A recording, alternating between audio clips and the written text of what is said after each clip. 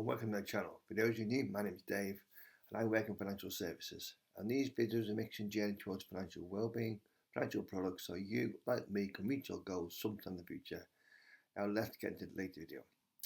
Now this video is about my self-invested personal plan monthly review for May 2025. Now I do have a workplace pension, but I'm restricted one contributing I can put into and the funds available. So I've got my own pension fund so I can pick my own investments, level of contributions. Now what's the aim of the portfolio? Well, we're looking for annual return of 10%. We're looking for dividends this year of £7,000 and a year-end valuation of around about £164,000. How's the portfolio done? Well, a very good month. We started at 144,940. We finished at 157,600. So profit in the month of just over £12,500. Year-to-date return of 16.51%. So an excellent month. We made monthly contributions of £250 on the first of each month, and we got tax relief as a basic rate taxpayer within the UK. Our platform provided charges fees of £17.06 based upon a percentage of our portfolio value. And if we look at the following graphic, shall we say, predominantly based, shall we say, within UK. Now, at the moment, we've got UK and Europe 79.36%, in Americas 18.64%, and Asia and emerging markets a tiny 2%. But we are trying to, shall we say, move away from UK both versus moving forwards. Now let's look at the dividend received during the month, and it was our best month to date with the dividends. So we received £2,315.03. Year to date, £3,145, so above our targets. So we've caught back on track. Across our shares, we've got a yield of 4.85%. So where did we receive the dividends? Well, Drax gave us £203.42, reinvested at a reduced rate, 32 new shares. Lloyds the Banking Group, £779.66, again reinvested 992 shares. Aviva gave us nearly £1,200, yield on 78 shares, 191 new shares, and finally Greggs, the bakers, other retailers, £146, so 7 new shares. So we don't need to increase our holdings in future, but also the payout next year. It was free money, you've never had it, and each of them have bought a reduced cost of £1.50 per trade. So it just goes to show, we'll have good months, we'll have bad months, but it will even out over the year. But our best month to date, shall we say, during 2025.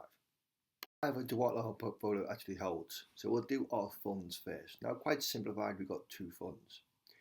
24% of our portfolio, nearly 37,000. Now we've done it to simplify our life, shall we say, because we were UK solely fully based.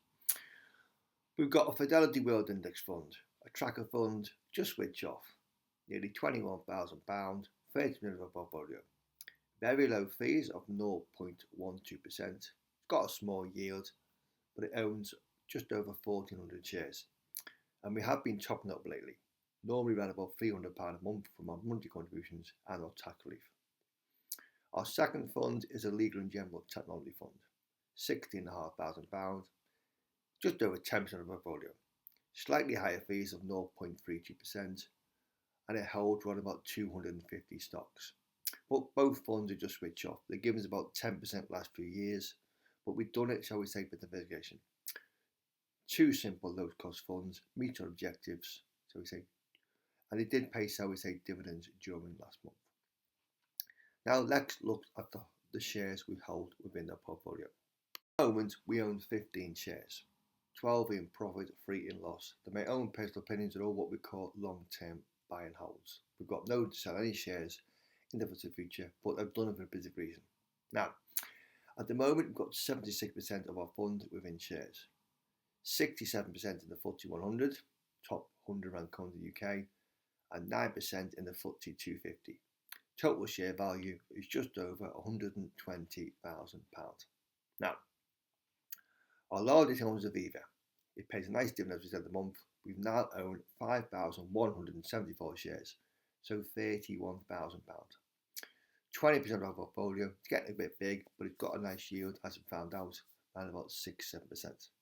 Everyone needs insurance, has been streamlined, has had a very good run lately. A long-term player. Our next holding is Lloyds Banking Group. I say we got £800 dividend a month. We now own nearly 38,000 shares. Nearly £30,000, but 19% of our portfolio. Has had a good run lately. Who knows what will happen, shall we say, about motor trade claims, but dividends increased. It's very cash rich. Away from the UK banks, we own HSBC, 1,295 shares, £11,000, 7% of the portfolio. Does pay a nice quarterly dividend, and it will pay a dividend, shall we say, at the end of June.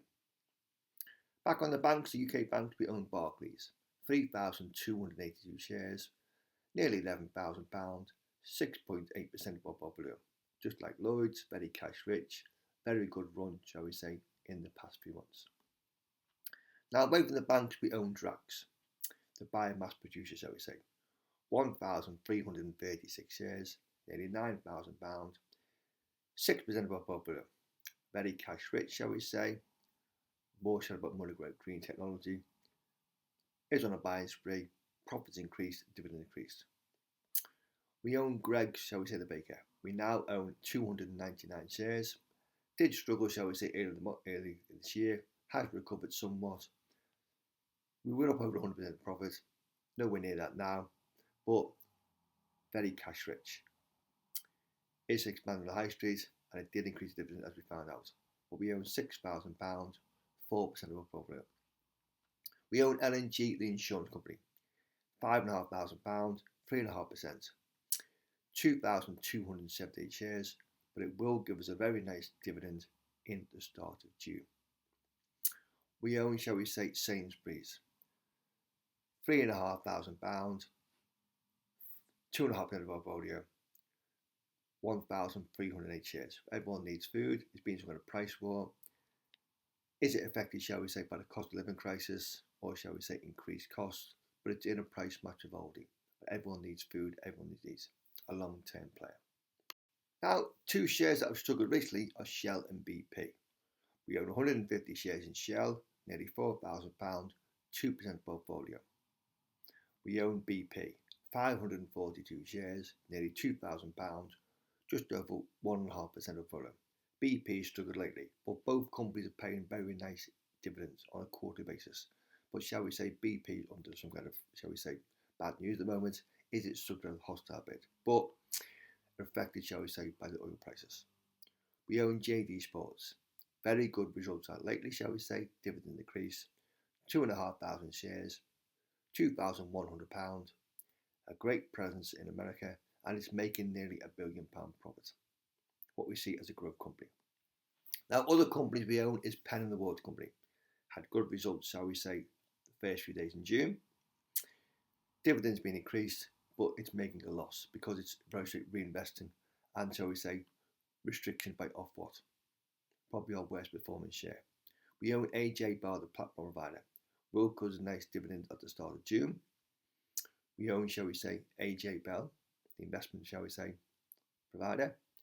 Very cash rich. Assets under management has been increasing dividends, what we call a growth company, but the assets under management are increased. And then finally, Card Factory. Again, very good presence on the high street.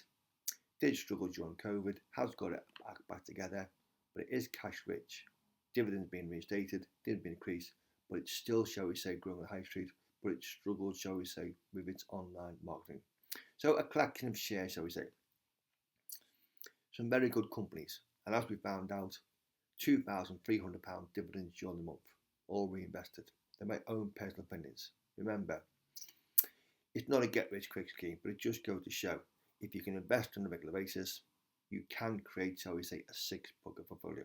Okay, the world investment may be hard, but create a plan and invest within a tax-free wrapper. And remember to reinvest on your dividends. It just goes to show if I can do it, you can do it.